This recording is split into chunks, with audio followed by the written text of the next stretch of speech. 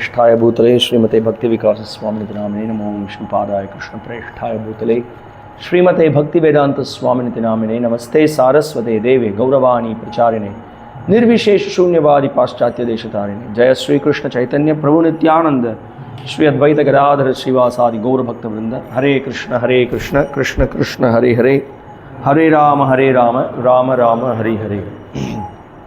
So உங்கள் எல்லாரையும் மீண்டும் இந்த யூத் ப்ரோக்ராம் நிகழ்ச்சிக்கு வரவேற்கிறோம். ஸோ இன்றைக்கி வந்து ரொம்ப ஒரு சுவாரஸ்யமான தலைப்பு நம்மளுக்கு இருக்குது, ராமராஜ்யம் அப்படின்ற தலைப்பு. ராமராஜ்யம் அப்படின்ற அந்த வார்த்தையை சொன்னாலே இந்தியாவில் மட்டும் இல்லை, பல இடங்களில் எல்லாருக்கும் அந்தளவுக்கு ரொம்ப ஆர்வம் கொண்டவர்களாக இருந்தாங்க. இன்னும் சொல்லணும் அப்படின்னா சுதந்திரத்துக்கு பிறகு ராமராஜ்யம் வேணும் நிறைய பேர் அந்த மாதிரி ஒரு ஆர்வத்தில் இருந்தாங்க. இந்தியாவில் பார்க்கலாம், இன்னும் கூட இந்த ராமாயண சீரியல் வந்தபோது பார்த்திங்கன்னா ஒவ்வொரு கிராமத்துலையும் சண்டே அந்த ப்ரோக்ராம் வரும், தூர்தர்ஷனில் போடுவாங்க. இப்போ போடும்போது காத்தால் எல்லோரும் அவங்க என்ன வேலை என்ன பண்ணியிருந்தாலும் எல்லா வேலையும் விட்டுட்டு எல்லோரும் வந்து சீரியல் முன்னாடி உட்காந்து அந்த ராமாயணத்தை வந்து பார்க்குறதுக்கு வந்துடுவாங்க. ஏன் இந்த மாதிரி இருந்தது அப்படின்னா, ராமர் அவர் வந்து பகவானுடைய பல அவதாரங்களில் ராமருடைய அவதாரம் மிகவும் முக்கியத்துவம் வாய்ந்தது.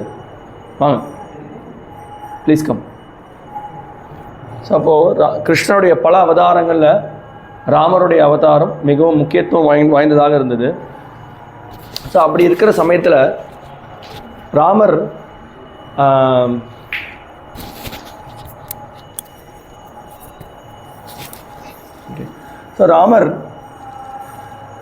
அவருடைய ஆட்சி வெல்கம் ஜஸ்ட் திருப்பி இப்போ தான் நினைவுபடுத்துகிறேன். இன்றைக்கி நம்மளுடைய உபன்யாசத்தினுடைய டைட்டில் வந்து ராமராஜ்யம். ஸோ ராமராஜ்யம்ன்றது வந்து எல்லாருமே ரொம்ப ஆர்வத்தோடு எதிர்பார்த்துட்டு இருந்த ஒரு ஒரு ஒரு காலம் அது. ஏன்னா அவருடைய ஆட்சி வந்து அவ்வளோ ஒரு அற்புதமாக இருந்தது. 20 லட்சம் வருஷத்துக்கு முன்னாடி 1 மில்லியன்றது 10 லட்சம் கரெக்டாக. அப்போது 2 மில்லியன் வருஷத்துக்கு முன்னாடி திரேதாயுகம்ன்றது அந்த சமயத்தில் ராமர் ஆட்சி பண்ணது அவருடைய தாக்கம் அந்தளவுக்கு உயர்ந்ததாக இருந்தது. ஏன் அது மாதிரி இருந்தது அப்படின்னா, அவர் அவ்வளோ தூய்மையானவர். பகவான் சாக்ஷாத் பகவானே மானிட ரூபத்தில் வந்து தர்மத்தை ஸ்தாபித்தார். தர்மத்தை பின்பற்றினோம் அப்படின்னா நம்ம எல்லாருடைய வாழ்க்கையும் அற்புதமாக இருக்கும். தர்மம் து சாக்ஷாத் பகவத் பிரணீதம். பகவான் என்ன சொல்கிறாரோ அதுதான் தர்மம். அவர் நிலைநாட்டி இருக்கக்கூடிய விஷயங்களை நம்ம கடைப்பிடிச்சோம் அப்படின்னா நம்மளுடைய வாழ்க்கைக்கு நன்மையை ஏற்படுத்தக்கூடியதுன்றது பாரம்பரியமாக இருந்தது. அந்த நாள் தான் பார்த்திங்கன்னா எல்லாருமே சின்ன வயசுலேருந்து ராமாயணத்தை கேட்டுட்டு இருந்தாங்க.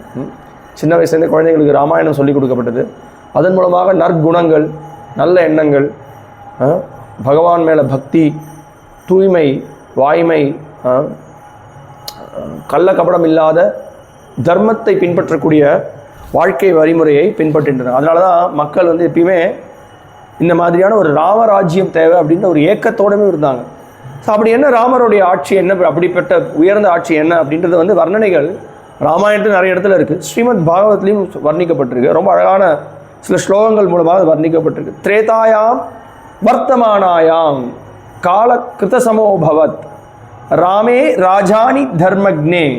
இந்த வார்த்தை உபயோகப்படுத்தப்பட்டிருக்கு. ராமே ராஜானி தர்மக்னே சர்வபூத சுகாவகே. ரொம்ப எளிமையாக நீங்கள் புரிஞ்சுக்கலாம் அர்த்தத்தை. ராமே ராஜானி தர்மக்னே அப்படின்னா என்ன அர்த்தம்? அவர் தர்மத்தை பின்பற்றக்கூடிய ராஜாவாக இருந்தார்.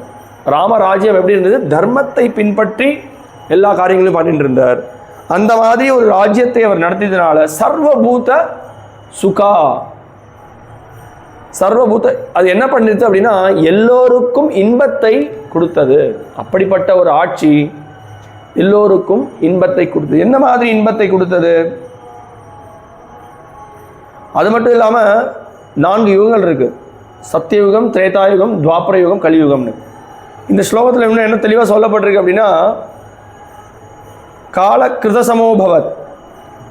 முதல் யுகம் வந்து இருக்கிற 4 யுகங்களில் முதல் யுகம் வந்து மிகவும் உயர்ந்த, எல்லாத்துலேயுமே மனதிலையும் தூய்மையிலையும் சரி, தர்மத்தை பின்பற்றுறதுலையும் சரி, மனதளவுலையும் சரி, எல்லாருமே அந்தளவுக்கு தூய்மையானவர்களாக இருந்தாங்க. ஸோ ராமருடைய ஆட்சி திரேதாயுகத்தில் அவர் ஆட்சி புரிந்தாலும் அவர் சத்திய யுகத்தையே அவங்க வந்து திருப்பி கொண்டு வந்துட்டாராம். அப்பேற்பட்ட அவருடைய ஆட்சி வந்து அவ்வளோ ஒரு தூய்மையான ஆட்சியாக இருந்தது, சத்தியமான இருந்தது. அப்பேற்பட்ட ஒரு அற்புதமான ஒரு ஆட்சியை அவர் கடைபிடித்தார். அப்போ அவருடைய ஆட்சியில் வந்து என்ன மாதிரி இருந்தது அப்படின்னு பாகவதம் மேலும் வர்ணிக்கிறது. என்னெல்லாம் அவருடைய என்ன செழிப்பு இருந்தது அவரோட ஆட்சியில். வனானி நத்யோ கிரையோ வர்ஷாணி திப சிந்தவக சர்வே காம துகா ஆசன். சர்வே காம துகா ஆசன் பிரஜானாம் பரத ரிஷபக. ரொம்ப அற்புதமான வார்த்தைகள், நம்ம புரிஞ்சுக்க முயற்சி பண்ணலாம். வனானினா வனங்கள், நத்யோனா நதிகள், கிரையோனா மலைகள், சரியா? அப்புறம் வர்ஷானினா என்ன? இந்த மாதிரி பல இடங்கள்ல மழைகள் பொழிந்தது சரியான நேரத்தில். மழை வந்து விளக்கட்ட வேலையில் பெய்யல, எந்த காலகட்டத்தில் மழை பெய்யணுமோ அந்த காலகட்டத்தில் மழை பெஞ்சது. சர்வ காமே துகா, இதுதான் சுகதேவ பரீட்சித் மகாராஜ் சொல்றார்.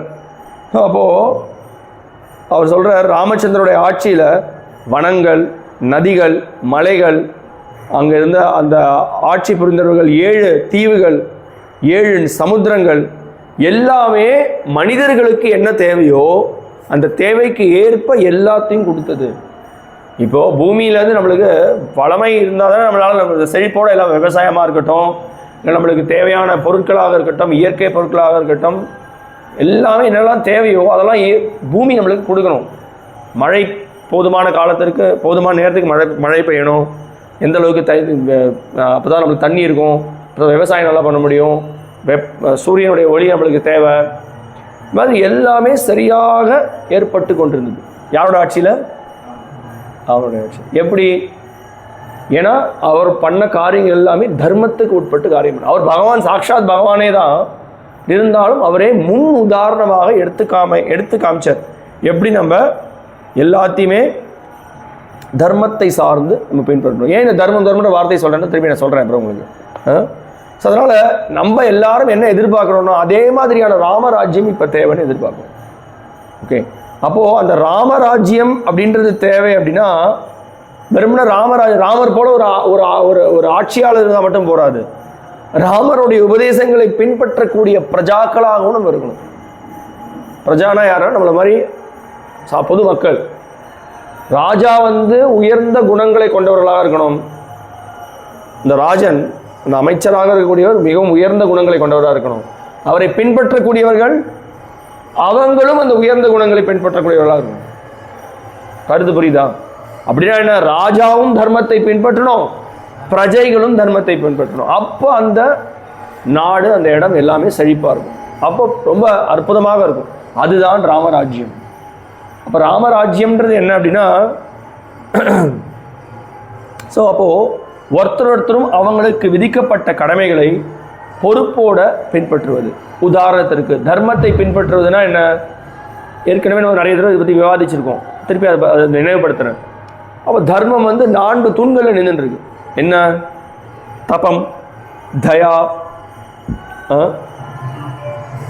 அப்புறம் சத்தியம், சௌச்சம். இதுதான் தர்மத்தினுடைய 4 தூண்கள்.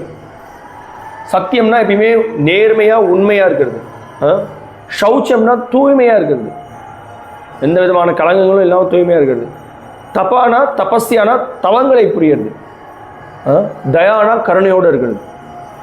இந்த 4 குணங்கள் நம்ம எந்த அளவுக்கு நல்லா பின்பற்றுறோமோ அந்த அளவுக்கு நம்ம பகவானோட நெருக்கம் கொண்டவர்களாகும், கடவுளோட நெருங்கியவர்களாகும். ஏன்னா தர்மம் இந்த 4 தூண்கள் நிற்கிறது.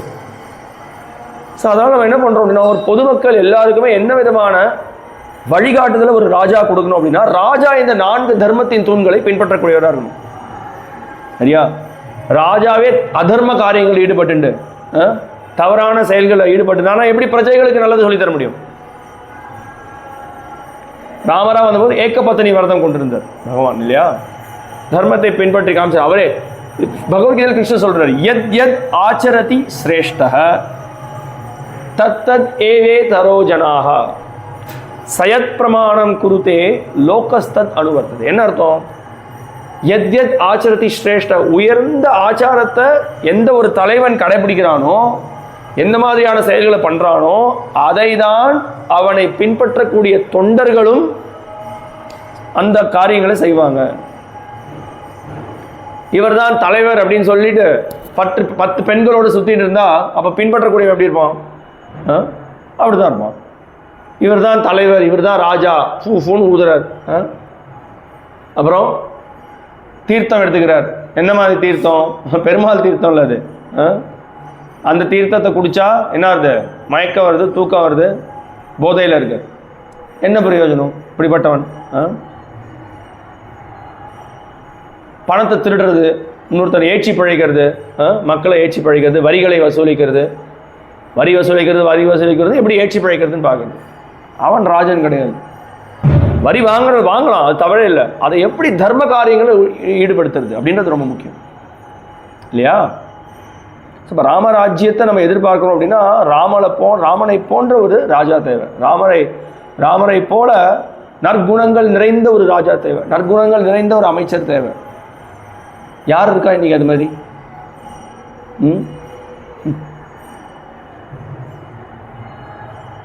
டெமோக்ரஸி நம்ம சொல்றோம் இல்லையா? மக்களுக்காக, மக்களால் இயற்றப்பட்ட, மக்களும் சரியில்லை, ராஜாவும் சரியில்லை. நம்ம இந்த தர்மத்தை எப்படிடா முறியடிக்கிறது நம்ம பார்க்குறோம். தர்மமாவது கடவுளாவது ரிணம் கிருத்வா கிருத்தம் பிபேத் யாவத் ஜீவேத் சுகம் ஜீவேத் பஸ்மிபூதஸ்ய தேகஸ்ய கிங் புனராகமனுபவேத். ஒரு சார்வக முனின்னு ஒருத்தர் இருந்தார். ஒரு நாஸ்திக முனி அவர், சரியா? அந்த காலத்துலேயே இருந்தார். இப்போ நிறைய பேர் தெருக்கு இருக்காங்க நாஸ்திகர்கள் இல்லையா? என்ன சொன்னார்னா, திருடியோ கொள்ளையடிச்சோ ஏமாத்தியோ எதனா நீ பண்ணு, நெய்யில் சாப்பிடு அப்படின்னு. அந்த காலத்தில் ரொம்ப சாத்வீகமான ஒரு வழிமுறை இது, நெய்யில் சாப்பிடுறது. இந்த காலத்தில் திருடியோ கொள்ளையடிச்சோ ஏமாற்றி ஏதோ பண்ணு, என்ன வேணால் சாப்பிடு, என்ன வேணால் காரியத்தை பண்ணு, அதெல்லாம் ஒன்றும் தப்பே இல்லை. ஏப்பா நியாயம் தர்மம் அதெல்லாம் நீ பார்த்துருக்கியா? எவனா ஒருத்தர் இறந்து போன பிறகு திரும்பி வந்து நீ பார்த்துருக்கியா அப்படின்னு கேட்குறாரு. கிங் புனர் ஆகமனோ பவைத்தன்றார் சொல்கிறார். பஸ்மி பூதஸ், இந்த தேகம் அழிஞ்சு போயிட போகிறது, எல்லாம் பஸ்மமாக போயிட போகிறது.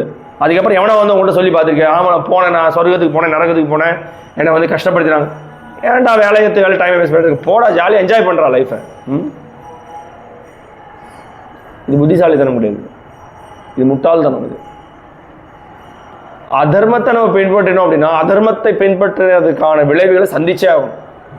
தர்மத்தை பின்பற்றினோம் அப்படின்னா தர்மோ ரக்ஷதி ரக்ஷிதஹ, தர்மத்தை நம்ம பாதுகாத்து பின்பற்றினோம் அப்படின்னா அந்த தர்மமே நம்மளை காப்பாற்றும். தர்மம் தலை காக்கும்னு கேட்டிருக்கீங்களா? எப்படி அது? தர்மம் தலை காக்கும், தர்மம் நம்மளை காப்பாற்றும். ஏன் தர்மம்ன்றது என்னது? பகவானுடைய நேரடி உபதேசங்கள். பகவான் ராமர் நம்மளுக்கு கொடுக்கப்பட்ட விதிகளை கடைபிடித்தால் தான் ராமராஜ்யத்தை எதிர்பார்க்க முடியும். அப்படின்னா என்ன அர்த்தம்?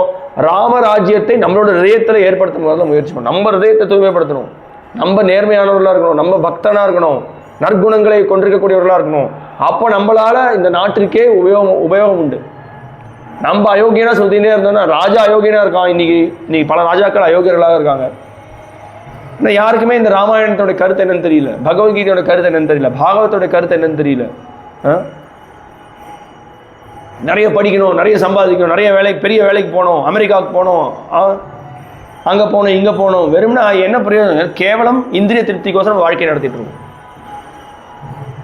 அதாவது சந்தோஷமா இருக்கிறதுல யாரும் இருக்கக்கூடாதுன்னு சொல்ல, சந்தோஷத்தை தர்மத்தை அடைப்படியாக கொண்டு இருக்கணும். அதனாலதான் அந்த காலத்தில் வர்ணங்கள் ஆசிரமங்கள் இருந்தது. 4 வர்ணங்கள் 4 ஆசிரமங்கள். ஒவ்வொரு வர்ணத்திலையும் ஒரு கடமைகளை பின்பற்றினாங்க. அவங்களுக்கு என்னென்ன கடமைகள், என்னென்ன பொறுப்பு, அந்த பொறுப்பை பின்பற்றி ரொம்ப அற்புதமான வாழ்க்கையை பின்பற்றிட்டு வந்தாங்க. அப்போ முதல் விஷயம் என்ன?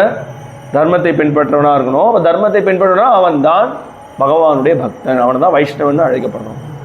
கடவுளுடைய உபதேசங்களை பின்பற்றுவதற்கு நம்ம பின்பற்றுவதற்கு தயாராக முன் வந்தோம் அப்படின்னா அப்போ நம்ம தர்மத்தை பின்பற்றக்கூடியவர்களாக இருக்கும்.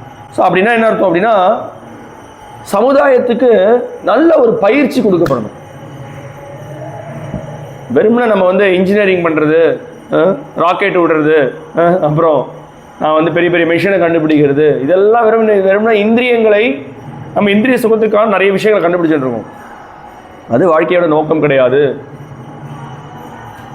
இதெல்லாம் எவ்வளவோ கண்டுபிடிப்புகள் இருந்தாலும் இந்த கண்டுபிடிப்புகளெல்லாம் கொண்டு எப்படி நம்ம கடவுளை தெரியல அவளுக்கு நல்லா சேவை பண்ணுறதுன்னு நம்ம பார்க்கணும். அதுதான் முக்கியம். அதுதான் ஒரு ராஜா சொல்லித்தரணும். தர்மத்தை பின்பற்றணும். தர்மம் எங்கெல்லாம் அதர்மம் தலைவங்கிறதோ உடனடியாக ராஜா துண்டிக்கணும். அப்படின்னா என்ன, ராஜா பண்ண வேண்டிய முதல் காரியம் என்ன அப்படின்னா, மக்கள் எல்லாரையும் கடவுளுடைய சேவையில் ஈடுபடுத்துறதுக்கான முயற்சிக்கு அவன் முன் வரணும். தர்மத்தை இவங்க தர்மம் என்னன்றது மக்களுக்கு சொல்லி தரும். அப்போ என்ன, பயிற்சின்றது தேவை. கடவுள் உணர்வு. ஏன் ஸ்ரீல பிரபுபாதர் இந்த இயக்கத்திற்கு பேர் என்ன வச்சார் அப்படின்னா, அகில உலக கிருஷ்ண பக்தி இயக்கம்னு வச்சார். ஏன் கிருஷ்ண பக்தின்னு இயக்கம்னு வச்சார்? ஏன்னா அதுதான் நம்மளுக்கு இப்போ பற்றாக்குறையாக இருக்குது. இந்த உலகத்தில் பெரிய பற்றாக்குறை என்ன அப்படின்னா, வேலை இல்லா திண்டாட்டம் கிடையாது, போதுமான அளவு உணவு இல்லாதது கிடையாது. என்னெல்லாம் இதெல்லாம் பற்றாக்குறை பெரிய பட்டியல் எடுங்க, அதெல்லாம் பற்றாக்குறை கிடையாது, எல்லாமே இருக்குது. நம்ம அதை துஷ்பிரயோகம் பண்ணுறோம். ஏன்னா நம்மளுக்கு வந்து பேராசையினாலையும் பொறாமையினாலையும் கடவுள் எல்லாமே கொடுத்துருக்காரு. அதை நம்மளுக்கு எப்படி உபயோகப்படுத்துறதுன்னு தெரியாமல் அது துஷ்பிரயோகம் பண்ணி ஒருத்தன் அதிகமாக வச்சுக்கிறான், ஒருத்தன் ஏற்றி பழைக்கிறான். ஸோ அது வந்து சரியான காரியம் கிடையாது. அதனால் சரியான தர்மம் என்ன தெரிஞ்சிடணும் அப்படின்னா, இப்போ பகவான் சொல்கிற பிரகாரம் நம்ம நடந்துட்டோம் அப்படின்னா எல்லாமே பகவான் கொடுக்க போகிறார். என்ன பிரச்சனை இருக்குது? மழை நல்லா பொழியும், நிலத்துலேருந்து நல்ல விவசாயமாகும். நம்ம என்ன பண்ணுறோம், நீ நிலத்தெல்லாம் நாசம் பண்ணி வச்சுருக்கோம். எல்லா இடத்துலையும் என்ன பண்ணிடுவோம், எல்லா விதமான ரசாயனங்களை போட்டு உலகத்திலேயே இருக்கு. நம்மளுக்கு அழிவை ஏற்படுத்தக்கூடிய எல்லா விதமான ரசாயனங்களையும் போட்டு பார்க்கறதுக்கு காய் ஒன்றும் பெருசாக இருக்குது, அப்படியே பலன்னு இருக்குது. ஆனால் என்ன அதுக்குள்ள என்ன இருக்குது, அதில் வெறும் விஷம் தான், கெமிக்கல் தான். எல்லாம் இன்னைக்கு பார்த்தோன்னா நினச்சி பார்க்க முடியாத வியாதியெல்லாம் வருது. ஏன்னா அதர்மத்தை பின்பற்றிட்டு இருக்காங்க. வாஸ்தவமா இல்லையா? ஸோ அதனால் ரொம்ப முக்கியமான விஷயம் என்னன்னா, பெரிய இன்னைக்கு பார்த்தோம் அப்படின்னா ராஜ்யசபா, லோக்சபா, அந்த சபா, இந்த சபா, பெரிய விஷயங்கள்லாம் இருக்கு. ஆனால் எவ்வளோ பேர் உண்மையான தர்மத்தை சொல்லிக் கொடுக்கறதுக்கு முன் வரக்கூடிய தலைவர்களாக இருக்காங்க. இளைஞர்களுக்கு இந்த பகவத் பக்தியை பற்றி சொல்லிக் கொடுக்கறதுக்கு எவ்வளோ பேர் முன் வராங்க. அதற்கான ஏற்பாடுகளை என்ன பண்ணிக்கணும். அதுதான் உண்மையான ராஜா, அவர் தான் உண்மையான வழிகாட்டி, அதுதான் ராமராஜ்யம், அதுதான் எல்லாரும். அப்படிப்பட்ட ஒரு ராஜ்யம் இருந்தால் நம்ம எல்லாரும் சந்தோஷமா இருக்கலாம், ஆனந்தமா இருக்கலாம். அப்படிப்பட்ட நம்ம சந்தோஷமா இருந்தோம்னா நம்ம ஆனந்தமா இருக்கலாம், அது ரொம்ப முக்கியம். ஸோ அதனால ஒரு உண்மையான ராஜன்றவன் யார் அப்படின்னா, இந்த தர்மத்தை பின்பற்றக்கூடியவனா இருக்கணும். அப்போ அந்த தர்மத்தையுடைய முக்கியத்துவத்தை மக்களுக்கு எடுத்து விளக்கக்கூடியவராக இருக்கணும். அது ரொம்ப முக்கியம். அதனாலதான் ராமச்சந்திரர் இந்த காரியங்களை பண்ணும்போது அவர் அது மட்டும் இல்லாமல் மற்றவங்களுக்கு உபதேசம் மட்டும் பண்ண போறாரு, மற்றவங்களுக்கு நிறைய அறிவுரைகள்லாம் கொடுப்பாங்க. ஒரு சுபாஷிதம்னு நிறைய ஒரு பழமொழி மாதிரி சமஸ்கிருதத்தில், தர்ம உபதேச சமயே சர்வே ஜனா பண்டிதாக. மற்றவங்களுக்கு உபதேசம் கொடுக்கும்போது பெரிய பண்டிதன் மாதிரி பேசுவானோ, நீ ஏதாவது பின்பற்றப்ப தத் அனுஷ்டான சமயம். அனுஷ்டானம் நான் அதெல்லாம் பின்பற்ற மாட்டேங்க, அது உனக்கு அந்த அறிவுரை.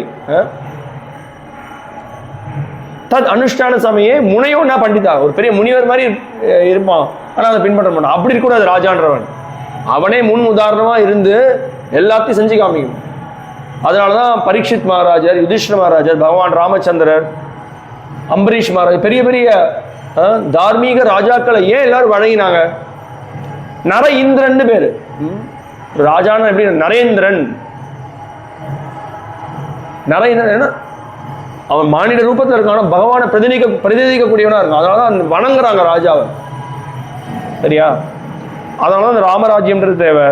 ஸோ அதனால பார்க்கலாம், ரொம்ப முக்கியமான விஷயம் என்ன அப்படின்னா, பகவானுடைய உபதேசங்களை பின்பற்றக்கூடியவனா அந்த ராஜா இருக்கும்பொழுது அப்போ அந்த ராஜ்யம் சிறந்த ராஜ்யமாக இருக்கும். ஸோ அதனால அப்போ அப்படிப்பட்ட பகவானை வழிபடக்கூடிய ராஜாவை நம்ம தேர்ந்தெடுக்கணும், அவரை நம்ம பின்பற்றணும். ஏன்னா அந்த ராஜா எப்படி இருப்பார்? ராமரையும் சீத்தையும் சேர்த்து வணங்கக்கூடிய ஒரு ராஜாவா இருப்பார், தலைவராக இருப்பார். இன்னைக்கு எப்படி இருக்காங்க? கடவுளை ஒதுக்கிட்டு செல்வத்தையும் பெண்ணுடைய மோகத்திலையுமே மூழ்கி இருக்கக்கூடிய தலைவர்களாக இருக்காங்க. அப்படிப்பட்டவன் யாரு?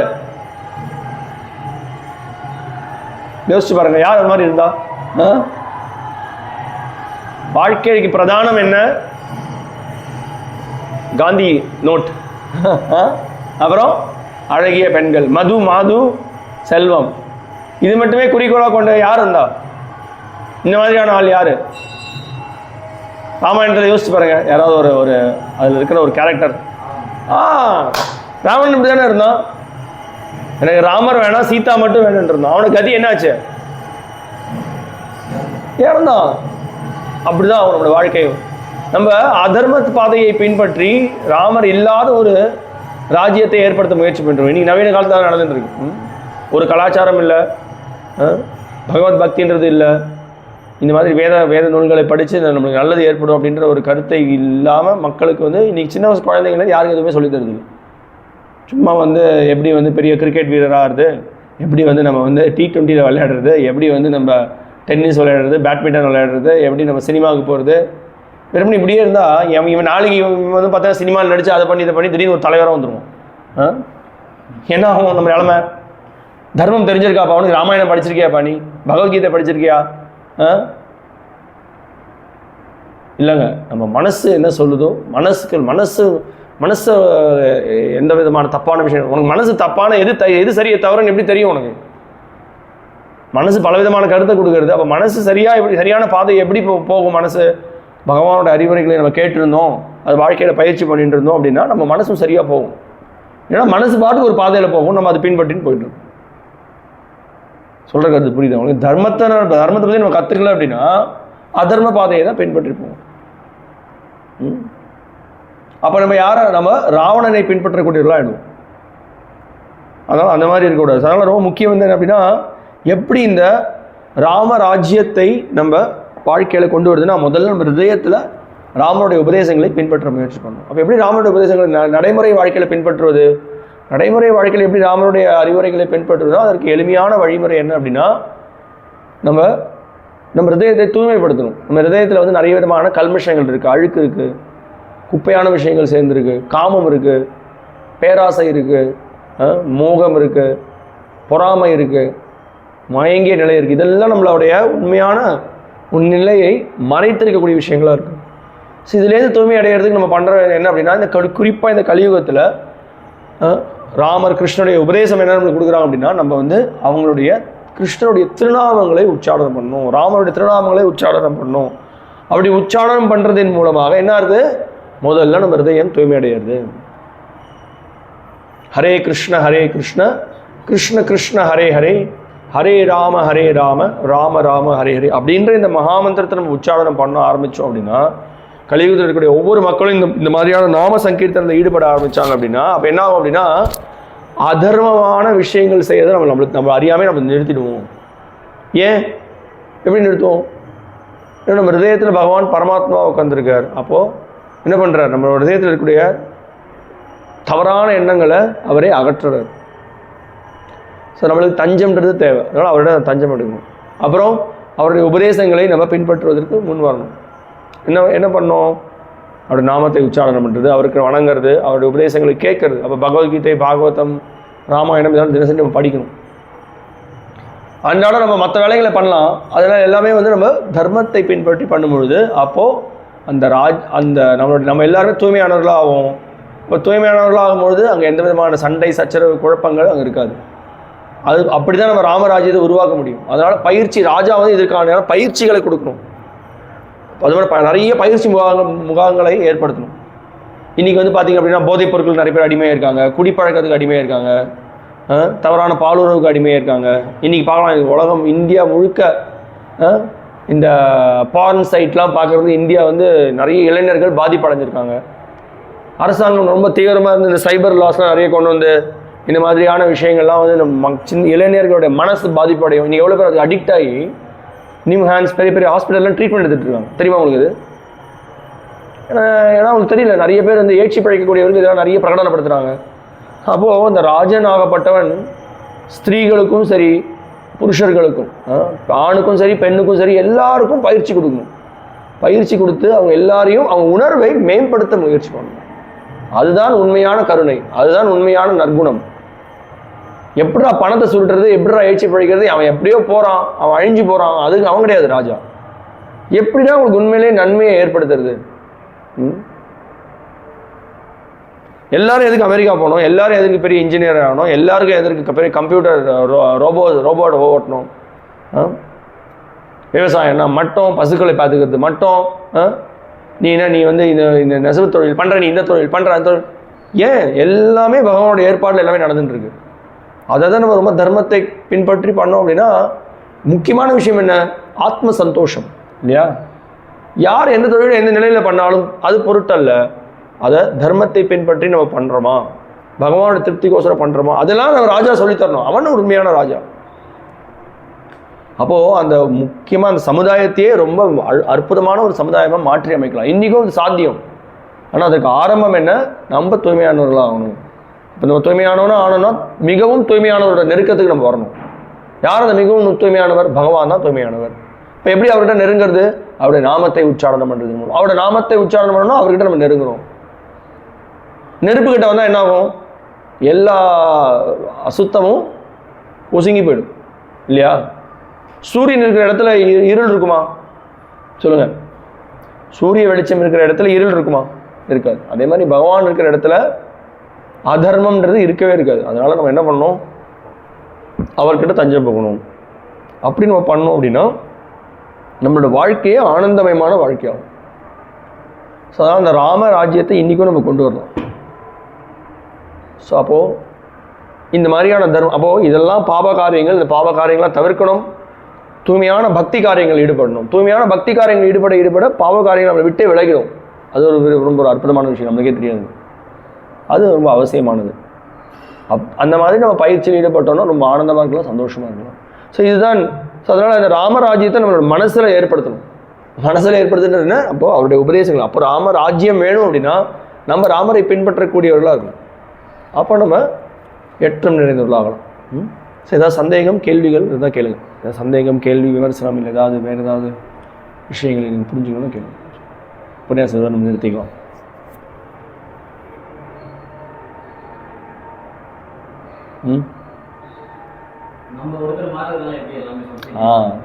நல்ல பாயிண்ட் இது. இப்போது இவர் என்ன கேட்குறாரு அப்படின்னா, இப்போ நான் ஒருத்தன் மாறுறதுனால எப்படி இந்த சமுதாயமே மாறும் அப்படின்னு. இப்போது ஒரு பழமொழி இருக்கு இல்லையா, drops of water make a big ocean அப்படின்னு. என்ன அப்படி சொல்கிறது? சிறு துளி பெருவெள்ளம். சரியா? ஸோ அந்த மாதிரி சின்ன அளவில் நம்ம எல்லாரும் ஒரு சின்ன குழுவாக கொஞ்சம் கொஞ்சமாக நம்ம இந்த தர்மத்தை எல்லாம் பின்பற்ற ஆரம்பித்தோம் அப்படின்னா கண்டிப்பாக தூய்மைன்றது எப்பயுமே சக்தி வாய்ந்தது. தூய்மையான ஒரு பாதையை நம்ம பின்பற்றும் போது அந்த தூய்மை மற்ற, ஏன்னா இது பகவானுடைய ஒரு குணம். இது பகவான் இருக்கிற ஒரு குணம். அந்த தூய்மையை பார்த்த உடனே நிறைய பேருக்கு இயற்கையான கவர்ச்சி. இவ்வளோ ஒரு ஆனந்தமாக இருக்காங்களே, இவங்க இவ்வளோ சந்தோஷமாக இருக்காங்களே, எப்படி இவங்களால் இது மாதிரி இருக்க முடியுது? எங்களால் எப்படி இருக்க முடியுது? ஏன்னா நாங்கள் பகவானுக்கு சேவை பண்ணுறோம், எந்த விதமான எதிர்பார்ப்புகளும் இல்லை, கடவுளை திருப்திப்படுத்த எங்கள் வாழ்க்கையோட குறிக்கோள். அதனால் எங்களோட மனசு ஆனந்தமாக இருக்குது. இந்த பாதையை நம்மளே பின்பற்றக்கூடாது, இயற்கையாக அந்த கவர்ச்சி ஏற்படும். அப்போது முதல்ல நம்ம தூய்மை அடையலாம். நம்ம தூய்மை அடைகிறதன் மூலமாக மற்றவர்களுக்கும் இந்த தூய்மை அடைகிறதுக்கான பாதையை நம்ம உதவலாம். இப்போ இது மாதிரி ஒரு 1 பேர் 2 பேர் 3 பேர் 4 பேர் 5 பேர் சேர என்னாகும்? இன்னும் நிறைய பேர் இந்த தூய்மை பாதையை பின்பற்றுவதற்கு முன் வருவாங்க. அப்போது இந்த உலகத்திலே ஒரு பெரிய புரட்சியை ஏற்படுத்தணும். ஸ்ரீல பிரபுபாதன்றவர் ஹரே கிருஷ்ண இயக்கத்தை 1966 அமெரிக்காவில் போய் ஆரம்பித்தார். அது எதுக்கு? அவர் ஒரே ஆளாக தான் இருந்தார். எதுக்கு அவர் அமெரிக்காவுக்கு போனார்? இங்கே இருந்துக்கலாமே. அவர் என்ன எதிர்பார்த்தாருன்னா, பகவானோட திருநாமத்தை கேட்பதன் மூலமாகவும் பகவத்கீதை பாகவதம் ராமாயணத்தை கேட்பதன் மூலமாகவும் மக்களுடைய மனதில் நற்குணங்கள் ஏற்படும்ன்ற முழு நம்பிக்கை அவருக்கு இருந்தது. ஏன்னா திருநாமத்துக்கு அந்த சக்தி இருக்குன்றது தெரிஞ்சிருந்து அதனால் அமெரிக்காவுக்கு போனார். அவரை எதுக்கு எல்லாம் யோசிச்சு பாருங்கள். அது 70 வயசு வாக்கில் எவ்வளோ அமெரிக்காவுக்கு போக முடியுமா? எவ்வளோ கஷ்டம் பிரயாணம் பண்ணுறது, கப்பலில் பிரயாணம் பண்ணி போனார். ஸோ அப்போது இதே மாதிரி ஒரே ஆள் தான், ஒரே நபர் தான். நான் ஒரே ஆள், எனக்கு சக்தி இல்லை, என்னுடைய குருவுக்கு சக்தி இருக்குது, கிருஷ்ணருக்கு சக்தி இருக்குது, அவனோட சக்தியை நான் உங்களுக்கு கொடுக்குறேன். ஸோ அது மாதிரி நீங்கள் ஒரு ஆள் பெரிய மாற்றத்தை ஏற்படுத்தணும். இது மாதிரி பகவானை பற்றி நம்ம மற்றவங்களுக்கு எடுத்து சொல்லலாம். எவ்வளோ பேர் தெரியாமல் இருக்காங்க, எவ்வளோ பேர் சொல்ல இந்த பகவத்கீதை, இந்த ராமாயண புஸ்தகம்லாம் பேர் மக்களுக்கு கொடுக்கலாம். என்ன விஷயம்னா, நிறைய பேருக்கு இந்த உண்மையை தேடின்னு இருக்காங்க, அவங்களுக்கு எங்கே இருக்குன்னு தெரியல. ஸோ அவங்க என்ன பார்க்குறாங்க? டிவி பார்க்குறாங்க, ஸ்போர்ட்ஸ் பார்க்குறாங்க. அங்கே இன்பம் கிடைக்குமா, நம்ம இன்பத்தை நாடுறோம். உண்மையிலேயே இன்பம் கிடைக்குமா ரொம்ப தேடுறாங்க. ஆனால் அந்த இன்பம் எங்கே இருக்குன்றது தெரியல. இன்பம் பௌதிக விஷயத்தில் இருக்குன்னு நினச்சி பௌதிகத்தை தழுவ முயற்சி பண்ணுறாங்க. ஸோ இன்பம் இருக்க மாதிரி இருக்குது, ஆனால் அது இன்பம் இல்லை. உதாரணத்திற்கு ஒரு பெரிய பாலைவனம் இருக்குது, சரியா? பெரிய பாலைவனத்தில் ஒரு பையனருக்கு ஒருத்தர் தண்ணி தரேன் அப்படிங்கிறாரு. தண்ணி கிடைக்க போது சொல்லி வேகமாக ஓடி போகிறார். என்ன பண்ணுறாரு? நாக்க நீட்டு அப்படின்றார். நாக்க நீட்டுறாங்க. அப்படி இந்த நம்ம இங்க் அந்த இப்போல்லாம் இல்லை, இந்த இங்க் ஃபில்லர் இருக்கும் தெரியுமா? மீனெல்லாம் தெரியுமா உங்களுக்கு? இங்க் போடுறது இப்போ கூட இருக்கா? சரி, இப்போலாம் பார்த்தீங்கன்னா அந்த பிரில் இங்க்னு ஒரு கம்பெனி இருக்குது. அந்த பிரில் இங்க் நம்ம என்ன பண்ணுவோம் அப்படின்னா, அந்த ஒரு சின்ன டியூபாட்டம் இருக்கும், அதை போட்டு அதை ஃபில் பண்ணிட்டு அது ட்ராப்பாக விடும். அது மாதிரி என்ன பண்ணுறோம்? தண்ணி தரணும். அப்படியே வெயில் கொளுத்துற வெயிலில் அந்த நடு பாலைவனத்தில் ஒரு சொட்டு தண்ணி தருது. என்னோட தாகம் தீர்ந்து விட்டது அப்படின்னு நம்ம சொல்லுவோமா? இந்த பௌதிக உலகத்தில் கிடைக்கிற இன்பம் அதான். இன்பமே கிடையாதுங்க, இன்பம் கிடைக்காது. உண்மையான இன்பம் பகவானுடைய சேவையில தான் இருக்கு, அவரை திருப்திப்படுத்துறது தான் இருக்கு. அது வந்து ஒரு பெரிய சமுத்திரம். இந்த பௌதிக உலகத்தில் கிடைக்கக்கூடிய இன்பமானது ஒரு சொட்டு தண்ணி. அது எப்படி நம்மளுடைய தாகத்தை தணிக்கும் நம்மளுக்கு தெரியல. அவன் ஒருத்தரும் கூப்பிடுறாங்க, இங்க வா அங்க வா இங்க வா அங்க வா இங்க வா அங்க வான்றான் பாலைவனத்துல. எனக்கு இங்க பாடுறான், அவன் கூப்பிடுறான், அங்க பாடுறான், எங்க பாடுறா T20 மேட்சா, அங்க பாடுறா ஸ்பெஷல் மூவி சாங், அங்க பாடுறா இந்த கிளப் அந்த கிளப் இந்த கிளப் அந்த கிளப், அங்க போய் நம்ம இன்ஜினியரிங் போகலாம், அங்க போய் நம்ம அமெரிக்காவுக்கு போகலாம். எல்லாம் ஒரு ஒரு சொட்டு. அப்போ அது கிடைச்சிதான் திருப்தி அடைஞ்சிருக்கணும்ல, விரக்தி அடைகிறோம், வேற ஏதாவது கிடைக்குமான்னு பார்க்குறோம். திருப்தி அடைஞ்சுனா எதுக்கு நீ அடுத்ததுக்கு போற? ஆத்ம சந்தோஷம் வந்து பகவானுடைய சேவையில் தான். ஸோ இந்த மாதிரி நம்ம நல்ல கேள்வி. அது ஒரே ஆளாக யோசிச்சு பார்த்தா கஷ்டம். ஆனால் பகவானுடைய சக்தி வந்து ரொம்ப ரொம்ப என்ன சொல்கிறது, உதாரணத்துக்கு இந்த ஹரே கிருஷ்ண எப்படி ரஷ்யாவில் பரவிது அப்படின்னா, பிரபுபாதர் ரஷ்யாவுக்கு போய் ஒரு வாரம் தான் இருந்தார். ஒரே ஒரு வாரம் இருந்து ஒரு 1-2 பேர்கிட்ட இந்த உன்னதமான உபதேசங்களை கொடுத்தாரு. அவங்களுக்கு புரியும், இது ரொம்ப சக்தி வாய்ந்தது, இது உண்மையான ஆனந்தத்தை கொடுக்கக்கூடியது, பக்தின்ற பாதை தான் சிறந்த பாதை அப்படின்னு புரிஞ்சுனாங்க. அவங்க என்ன பண்ணாங்க, பல பேருக்கு போய் இது போய் பிரச்சாரம் பண்ண ஆரம்பிச்சாங்க. கொஞ்சம் கொஞ்சமாக பரவி நிறைய இன்னைக்கு ரஷ்யாவில் பார்த்தீங்கன்னா நினச்சே பார்க்க முடியாது, அவ்வளோ பேர் வந்து இந்த தூய்மையான பாதையை பின்பற்றிட்டு இருக்காங்க. மாமிசம் சாப்பிட்றது கிடையாது, மதுபானங்களை ஏற்றுக்கிறது கிடையாது, தவறான பாலுறவுகள் கிடையாது, அப்புறம் போதைப் பொருட்களை எடுத்துக்கிறது கிடையாது. இந்த 4 கட்டுப்பாட்டு விதிமுறைகளை கடைபிடிக்கிறாங்க. தினசரி அதிகாலையில் எழுந்துக்கிறாங்க, தர்மத்தின் பாதைகளை பின்பற்றுறாங்க, பகவத்கீதை பாகவதம் படிக்கிறாங்க, தினசரி இந்த ஹரே கிருஷ்ண மந்திரம் உச்சாரணம் பண்ணுறாங்க. ஹரே கிருஷ்ண கிருஷ்ண கிருஷ்ண ஹரே ஹரே, ஹரே ராம ராம ராம ஹரே. எங்க ரஷ்யாவில்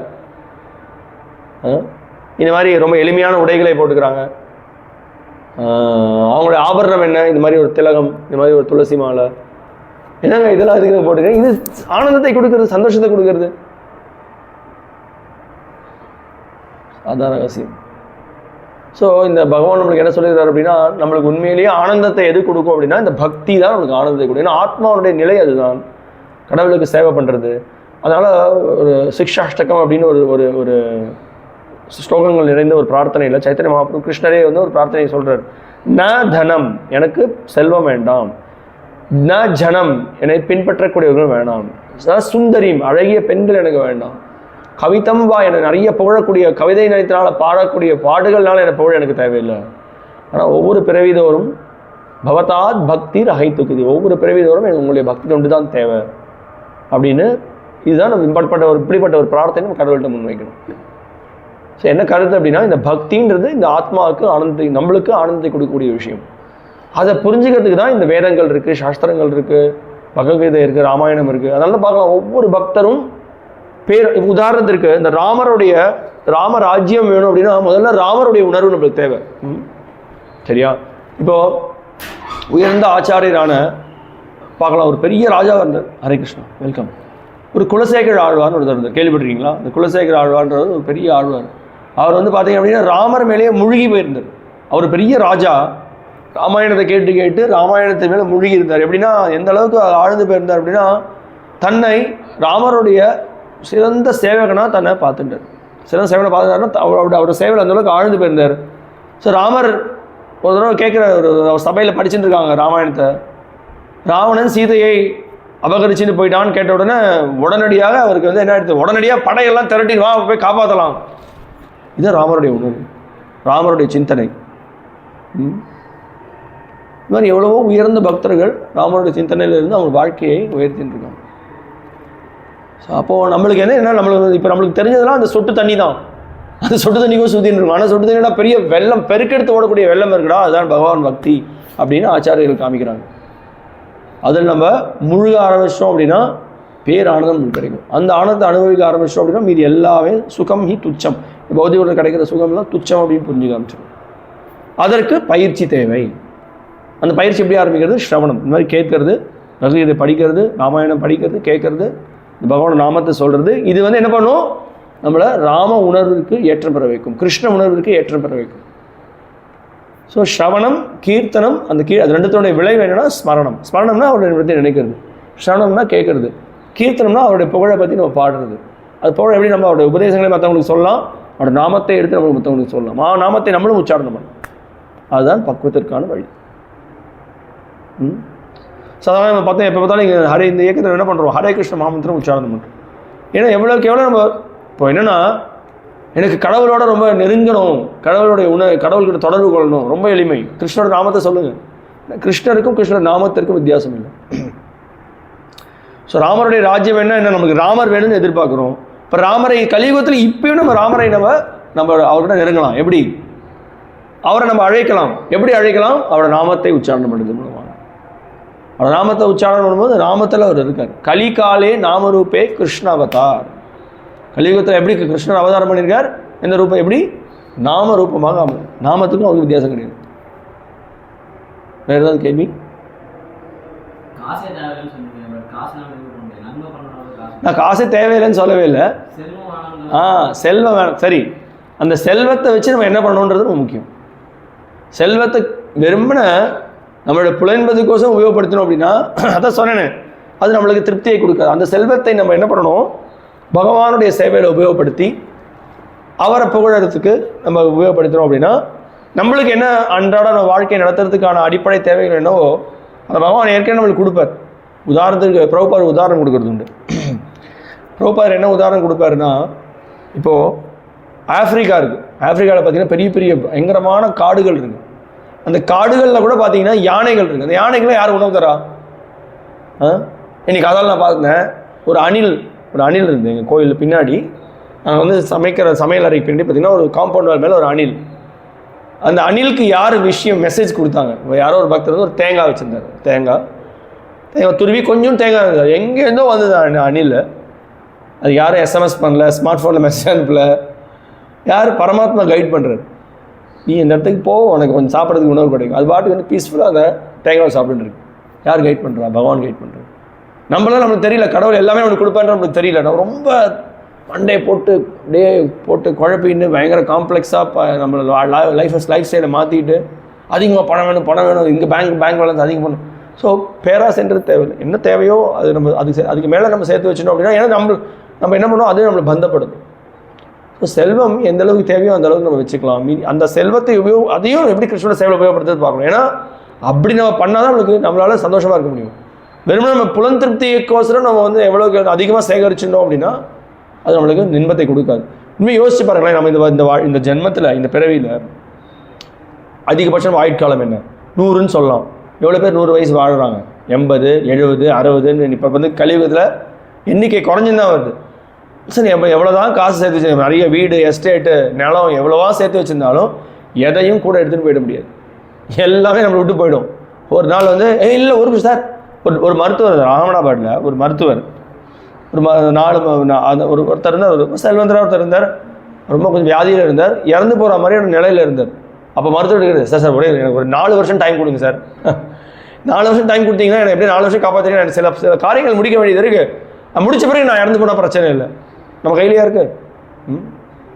எதுவுமே நம்ம கூட வராது. நம்ம கூட வரக்கூடிய ஒரே விஷயம் என்ன அப்படின்னா, தர்மம் தான் நம்ம கூட வரும். தர்மன்றது என்ன?